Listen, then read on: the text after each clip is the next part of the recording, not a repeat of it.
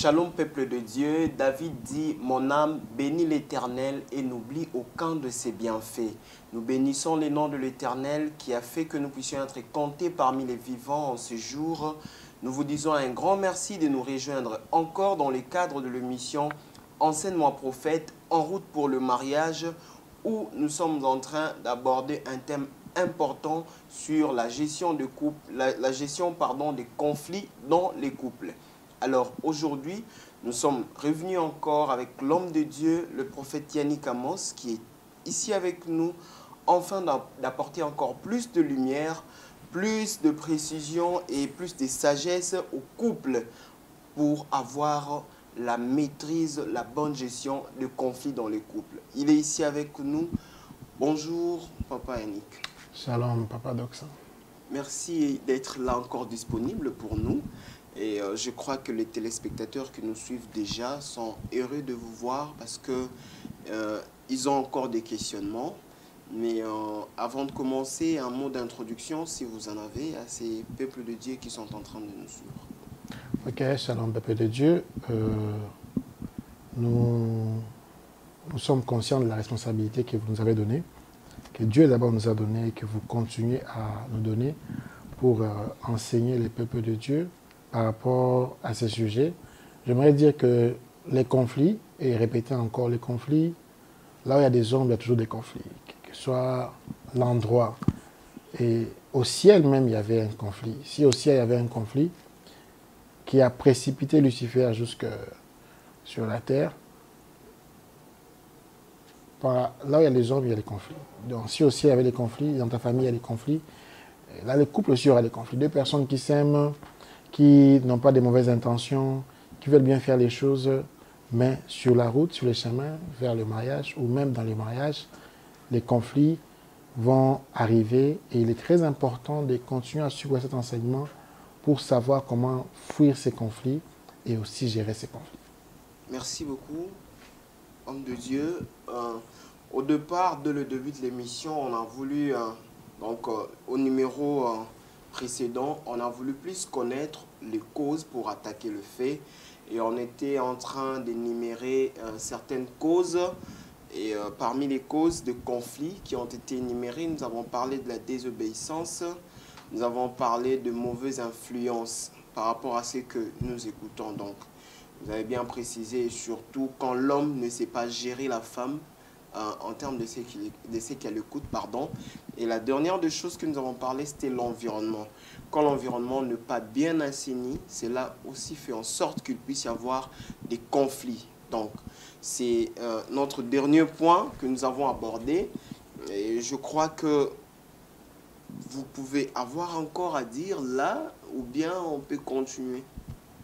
Je pense que l'environnement, j'avais dit, d'ailleurs, j'aimerais dire à tout le monde ici que cet enseignement, nous ne pourrons pas les finir à la télévision avec des émissions. Je pense qu'on devra prendre même 100 ou 200 émissions. Il y a beaucoup à dire, il y a plusieurs cas dans la Bible et nous sommes qu'au cas d'Adam et Ève. Et je pense que nous sommes à la 4e émission. Et nous sommes que chez Adam et Ève. Or, il y a plusieurs couples dans la Bible. Notre idée, c'est de balayer chaque cas dans la Bible pour tirer des enseignements sur chaque cas. Parce que si nous allons même dans le Nouveau Testament, nous allons voir, il y a les cas de Zacharie et sa femme. Et lui qui est aussi stérile, il y avait un conflit. Lorsque l'ange lui a dit que ta femme tombera enceinte, il n'y a pas cru et l'ange a fermé sa bouche, il est devenu même muet. Il y a plusieurs cas qu'on va voir. Les cas se diffèrent. Il y a le cas de Marie et Joseph qui est aussi un grand cas parce que ça précède la naissance de notre Seigneur Sauveur Jésus-Christ. Il y a plusieurs cas que nous allons voir, mais j'aimerais rester vraiment dans l'environnement parce que très souvent, comme nous l'avons dit, le couple n'a pas de problème. Très souvent. Si aujourd'hui, on met, je donne un exemple, Paul et Nana, dans une même maison, ils ne sortent pas, ils sont en contact avec personne, ils ne téléphonent personne, ils ne regardent même pas la télé, ils ne sont qu'à deux, ils ne font rien d'autre, ils ne sont qu'à deux, il n'y a pas autre chose autour d'eux, il n'y a aucune information, il n'y a aucune pression extérieure qui entre en eux. Le taux de conflit sera réduit peut-être de 80% à 10%. La preuve en est, la plupart des conflits dans le monde ont été initiés par des tierces personnes. Par exemple, on dit à Pharaon que ces Israélites ou ces Juifs, ces esclaves, deviennent de plus en plus nombreux. Quelqu'un dit à Pharaon. Directement, Pharaon commence à réfléchir. Il faut trouver un moyen. Ils deviennent de plus en plus nombreux. On va les faire devenir nos esclaves, on va les imposer telle chose. Ils deviennent de plus en plus nombreux. Quelqu'un souffle encore à une personne. Jacob ici devient de plus en plus riche. Si tu les laisses, il va dominer sur nous. Ça crée un conflit. Ça commence juste par quelqu'un. Dans nos familles, africaines surtout, on voit un mari porter les sacs de sa femme. Et yoza yuma, et bandara obwe, abando fukamisayo. Quelqu'un a dit à l'homme qui était galant, directement devient un lion. Parce que quelqu'un lui a dit. Il a entendu quelque chose chez quelqu'un. Ah, ma famille, moi, sinon, faut pas kotara. Je vais parler un peu en français parce que nous sommes suivis aussi sur YouTube. Les histoires de nos familles, ta femme doit se taire, tout ça. Et puis, allez, vous dites vous-même que vous êtes devenu un, mais puis quand il s'agit de certains cas, vous l'écartez. Parce que quelqu'un a dit. Quelqu'un a dit. Ah, ton mari ici, attention, hein, il est tout le temps au téléphone. Il faut voir clair. Il est tout le temps au téléphone, c'est pas bien. C'est pas bien. Quelqu'un a dit à ta femme. Quelqu'un a dit à ta femme. Directement, elle commence à devenir très regardante. Et ça crée un conflit.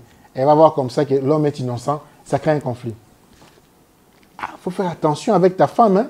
Ces derniers temps, je la vois trop avec sa mère. Tu vois, les mamans donnent des mauvais conseils. Il faut faire attention.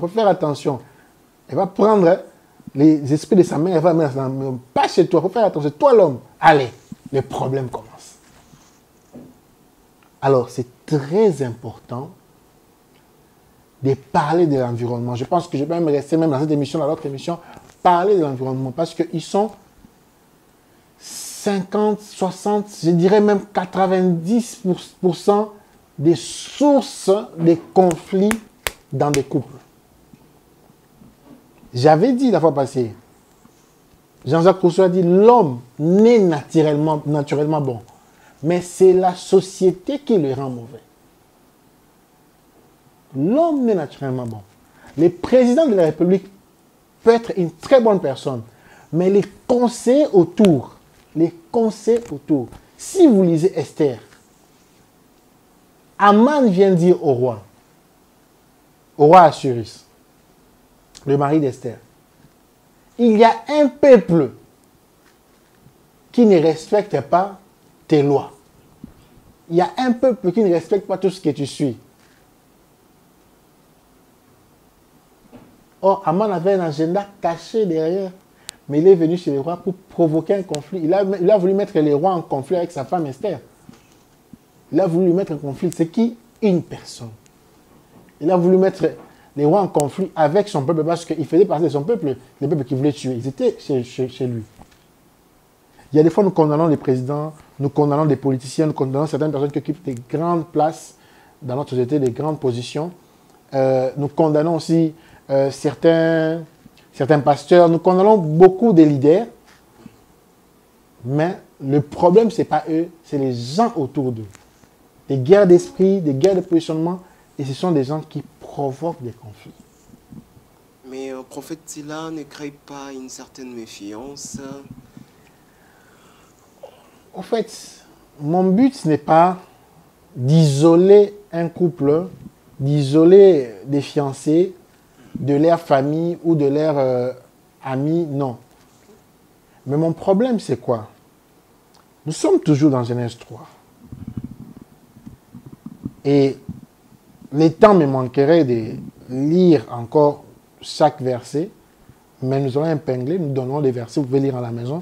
Et je pense qu'à la technique, on nous mettra aussi le verset. On va écrire cela. Lorsque Adam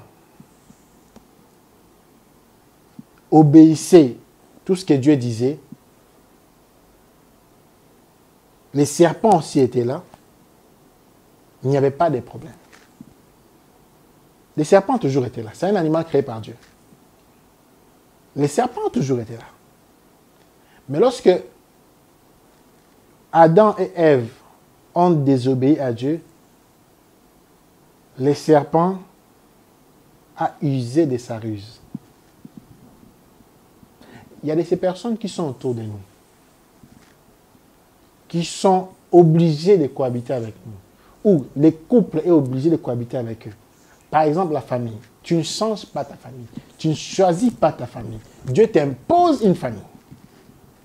Et aujourd'hui, c'est très important de savoir, toi, jeune homme, toi, jeune femme qui veut te marier, tu ne peux pas dire que moi, j'aime l'homme, mais je n'aime pas sa mère. Ou ses sœurs me dérangent. J'aime pas ses tantes, j'aime pas ses oncles. Surtout ici en Afrique, c'est très sensible. Et toi, la femme, tu dis que non. Ou l'homme, tu dis que non. J'aime pas ses frères, j'aime pas ses amis, j'aime pas. Donc tu n'aimes pas, tu n'aimes pas, tu n'aimes pas, tu n'aimes pas. Tu viens la couper complètement de son environnement. Non, c'est pas comme ça que ça fonctionne. Parce que lorsque tu t'es marié avec une personne, lorsque tu as l'intention d'épouser une personne, tu dois savoir que tu prends aussi sa famille. Tu es obligé de cohabiter avec cet environnement-là. Mais j'ai dit une chose, j'ai dit que le serpent a toujours été dans le jardin. Ce n'est pas une invention d'Adam, ce n'est pas une invention d'Ève. Le serpent, c'est une invention de Dieu. C'est une création pour dire de Dieu, pour ne pas dire invention. Mais il est devenu très mauvais. Sa nature, c'est la ruse. Mais il a appliqué cela le jour où l'homme et la femme ont décidé de ne plus écouter ce que Dieu a dit et d'écouter ce que les serpents ont dit. Okay. C'est là où le problème commence. Je ne dis pas que les gens se méfient, mais je dis que les gens doivent rester d'abord obéissants à Dieu. Okay. Parce qu'en chaque personne, il y a toujours, tant que nous sommes sur cette chair, il y a toujours une nature, peut-être à 1%, 0,5% du serpent. Ah oui, je ne dis pas que tout le monde est serpent, mais je dis en chaque personne, que ce soit l'homme, que ce soit la femme, que ce soit sa famille, il y a toujours une nature peut-être de 0,001%, même si elle est minime. Le fait que nous sommes issus des familles, issus des tribus, issus de quelque part, il y a toujours ces comportements-là. Par exemple, une tribu dans mon pays, et ils sont très économiques. Ou on peut dire même, ils peuvent avoir l'argent, mais ils cachent l'argent. Une tribu de mon pays, ils sont, je peux dire, trop directs. Une tribu de mon pays, ils sont trop orgueilleux. Il y a de ces natures-là, tu as hérité ça de ta tribu. Une tribu de mon pays est trop hypocrite. Tu as hérité ça de ta tribu. C'est vrai que tu es en Christ, mais le fait que tu combats encore dans ces corps, tu n'as pas un corps glorifié comme Jésus-Christ après la résurrection. Tu as ces corps humains. La nature du serpent peut pénétrer parfois. Parfois. Et alors, lorsque nous avons toute cette tous ces facteurs, nous comprenons que l'environnement doit être géré et maîtrisé.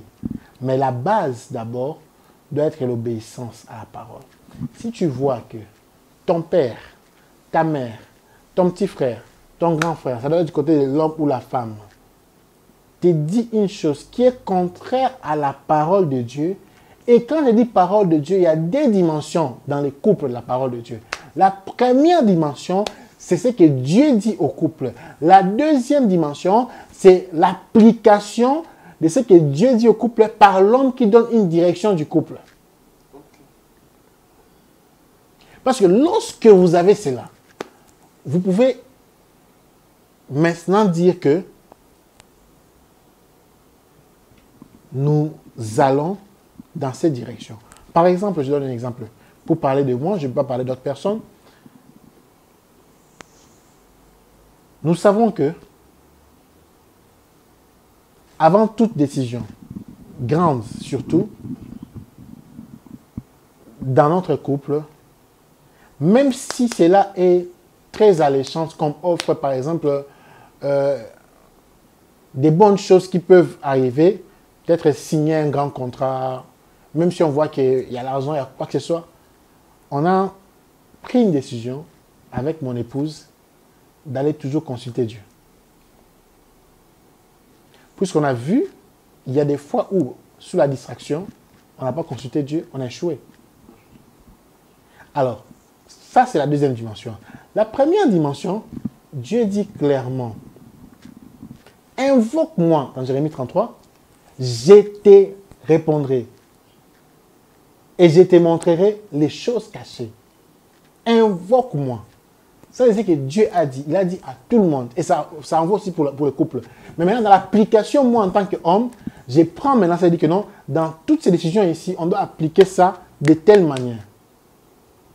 C'est comme ça que nous fonctionnons.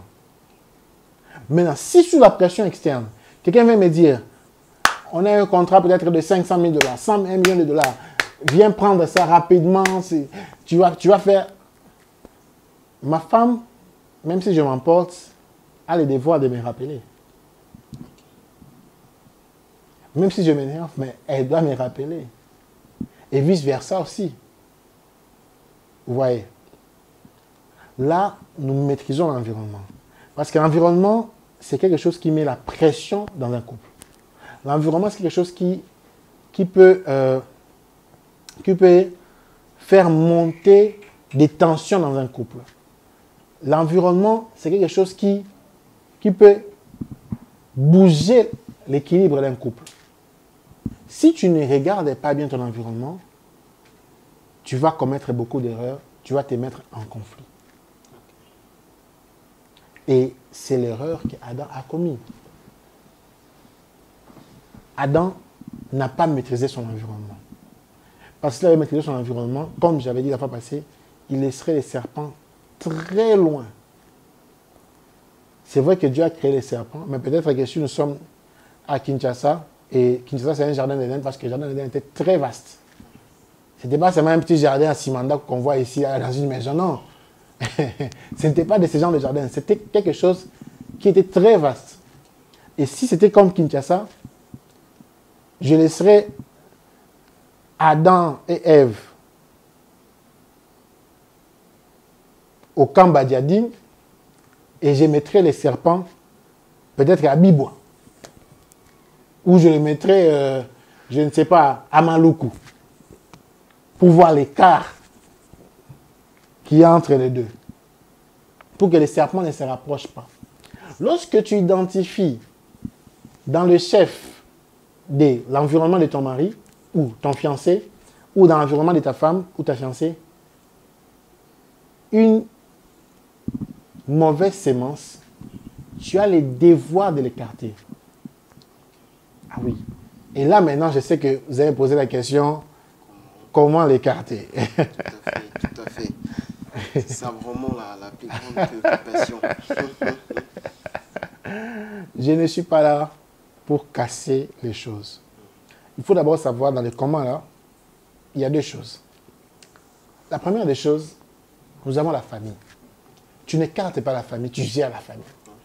C'est ça, le mal avec la famille. Tu n'écartes pas la famille, tu gères la famille. Tu gères ta famille, tu gères ta belle famille. D'ailleurs, l'enseignement qu'on avait, je pense, en octobre, c'est sur la gestion de la belle famille. Tu n'écartes pas ta famille, tu n'écartes pas ta belle famille, tu la gères. Comment tu la gères? L'homme est souvent, je ne sais pas, si ces choses ne sont pas bien gérées, les familles, au pluriel, qu'il soit de l'homme ou de la femme, peuvent être la base de plusieurs conflits. De les fiançailles. Vous allez arriver chez votre fiancé, mais il y a ses sœurs qui aiment se moquer de vos chaussures. Des petites choses comme ça. On peut même vous donner des noms. Parfois, les femmes les font pour amuser la galerie. Mais si vous êtes sensible, ça monte vers vous, vous énervez. Tout à fait. Déjà, dès les fiançailles, vous créez un précédent. Si déjà, dès les fiançailles, vous créez un précédent, papa, si vous n'arrangez pas ça, la petite chose là, ça va vous suivre jusqu'au mariage. Et un jour, et c'est pour cela, j'ouvre une parenthèse rapidement, j'ai des conseils. Je n'ai pas dit que c'est la volonté de Dieu ou pas. Mais moi, personnellement, j'ai des conseils aux gens qui ont un grand écart de classe sociale de se marier. Okay. Est-ce que je dis que le pauvre, pour ne pas dire pauvre, celui qui a peu de moyens aujourd'hui n'en aura pas demain? Il en aura certainement. Les riches d'aujourd'hui, hier, ont été aussi pauvres, financièrement. Mais le problème, c'est quoi? Lorsque tu vas chez une fille, surtout ça pose souvent problème, lorsque c'est la fille qui a plus d'argent que l'homme. Quand c'est l'inverse, souvent il n'y a pas trop de problèmes. Ça peut passer. Mais quand c'est la famille de la femme qui a plus de moyens que la famille de l'homme, et que l'écart, quand je dis l'écart vraiment très grand, je ne parle pas d'un écart qui se rapproche, mais un écart vraiment très grand, à 90%, juste peut-être à 30%, c'est un grand écart. L'homme peut être bon, avec des bonnes intentions, mais souvent, ce sont des fiancés qui demain deviennent des mauvais maris, parce que quand ils touchent l'argent, ils se vengent. Il y a des cas comme ça que je reçois. On l'a aidé, mon père a aidé, la fille qui dit que mon père a aidé à payer ses études, mon père a fait ceci, mon père. Et aujourd'hui, il a l'argent, il commence à avoir plusieurs femmes, il commence que personne ne dise quoi que ce soit. Lorsque vous êtes fiancé, et on parle tout de l'environnement, vous devez maîtriser votre environnement. Vous allez là je suis encore dans la famille, je reviendrai, deuxième cas, comment écarter maintenant amis et tout ça. Parce que les amis, on peut les écarter. La famille, tu ne l'écartes pas parce que c'est ton sang, tu nais avec, tu es obligé. On gère. Tu dois gérer. Et la belle famille encore, tu es même plus obligé même. Parce qu'ils te regardent vraiment avec un œil très vigilant. Alors, toi chez toi, peut-être vous prenez seulement le pain avec le thé rouge, mais tu vas chez une femme qui, dans leur table, ils ont les jambons, les omelettes, les lasagnes, les cornichons, les shawarma, tout ce que vous voulez là, ils en ont. Déjà, sur ces points-là, aujourd'hui, tu peux négliger ça, tu te dis que non, elle m'aime. La fille, c'est vrai, elle peut s'aimer. Mais si tu ne tiens pas compte de la sensibilité de son environnement, sa famille, tu seras blessé, soit dans les fiançailles, ils vont lui mettre la pression d'épouser un autre homme, et il y a beaucoup de cas comme ça à Kinshasa, je pense même dans le monde. Tout à fait. Ou deux, dans le mariage, tu ne seras pas heureux parce que tout sera téléguidé par ta belle famille. La main qui donne, c'est celle qui dirige. Frère, je te regarde encore. Ne sois pas naïf. Ne sois pas bleu, si je peux dire ce terme ici. Excusez-moi du terme. Ne sois pas quelqu'un qui, parce que tu aurais réussi, entre guillemets, j'ai bien entre guillemets, une révélation de Dieu que c'est ta femme. Parce qu'il faut encore vérifier cela. Tu vas te mettre dans des conditions où tu peux éviter cela. Dis à ton voisin, tu peux éviter cela. Si c'est toi qui fais ça maintenant, tu peux éviter cela. Tu n'as aucune idée du conflit ou des conflits que tu vas créer dans ton couple à cause de ta négligence. Tu as vu que tu vas dans cette famille. Si c'est une famille flexible, les familles, ils sont flexibles, ils t'acceptent tel que tu es, ils te respectent, ils ne te descendent pas, là ça passe. Mais 80% des familles comme ça, tu vas voir que tu n'as aucun mot à dire. Si tu ne peux pas jouer le rôle du chef de la femme dans ton mariage, n'épouse pas cette femme-là. Mais prophète, vous avez bien dit, dans le cadre où Dieu m'a dit, parce qu'actuellement ça règne, Dieu m'a dit là, peu importe la réalité, mais le frère me tient toujours pour dire que Dieu m'a dit. Et si c'est Dieu maintenant, que pouvons-nous faire, malgré ce que vous venez d'évoquer tout de suite? Je reviens encore à Jérémie 33, 3, que beaucoup de gens aiment citer. Invoque-moi. Tu peux lire ça. Jérémie 33, 3.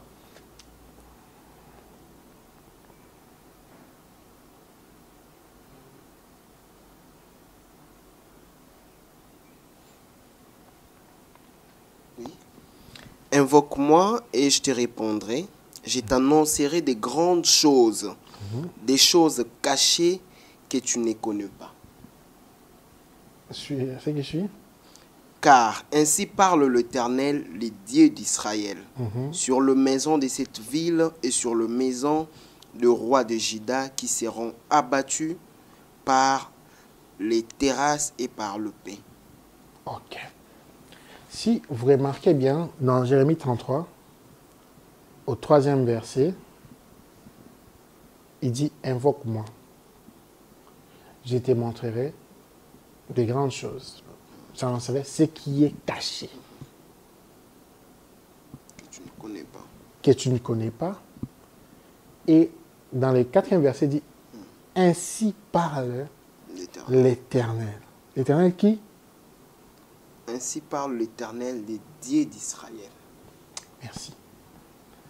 Le problème maintenant, dans les dieux m'a dit là, je ne suis pas contre que tu invoques Dieu pour savoir les choix du conjoint. Il faut l'invoquer. Dieu doit te guider, ta femme, oui. Mais il y a un problème souvent. On invoque Dieu, mais avant d'invoquer Dieu, on ne se rassure pas que nous sommes Israël. Il y a beaucoup de mauvais choix. Parce que quand tu invoques Dieu, tu peux être Israël. Or, Israël, c'est qui? Israël, c'est une alliance entre Dieu et ses enfants basée sur des principes. Est-ce que tu es dans les principes? Est-ce que tu es dans la loi? Est-ce que tu es dans ce que Dieu t'a dit? D'abord, avant de chercher la femme. Parce que moi, je vois mal quelqu'un qui va interroger Dieu, qui voit des visions, mais ses motivations ne sont pas des motivations divines. C'est ça le problème. Je vois mal Dieu te placer une femme qui est aux antipodes de ce que tu dois être. Tu sais que cette femme-là n'est pas bonne pour ta destinée, mais tu continues à dire que c'est Dieu t'a dit. Je ferme la parenthèse. On en parlera. Merci beaucoup. Prophète, vous étiez en train de dire que les amis, on peut les écarter. La famille, on la gère, voilà. La famille, on la gère. Mais les amis, on peut vraiment écarter pour maîtriser cette mauvaise influence de l'environnement. Alors, comment faire cela? Parce que c'est pas facile. Il y a des amis avec qui on a commencé à vivre depuis et risque même, il y a même risque de dire non, voilà, ta femme est venue nous séparer, ou bien ton mari est venu nous séparer. Comment faire cela? Cette réponse, vu que ça va choquer beaucoup de personnes, je pense que peut-être on risque de me lapider après cette émission. Je préfère la répondre à la prochaine émission. Merci beaucoup, homme de Dieu. Suivez-nous au prochain numéro. Je pense qu'en nous suivant, vous pouvez comprendre qu'il est possible que vous puissiez faire 30 ans, 25 ans, 50 ans de mariage, si seulement vous donnez l'attention à ce que l'homme de Dieu est en train de dire. Moi, j'ai pris l'option d'avoir un cahier, un stylo pour noter. Vous pouvez faire aussi comme moi. Et je vous annonce déjà que le numéro qui va suivre va encore apporter plus de lumière par rapport à ce que le prophète vient de dire. Nous vous disons un grand merci. Nous vous rassurons que nous sommes là pour vous. L'homme de Dieu est là pour vous répondre en cas de questions, de préoccupations. Écrivez-nous par le numéro affiché au bas de l'écran. Nous serons là pour vous répondre. Ensemble avec l'homme de Dieu, nous vous disons un grand merci. Ciao.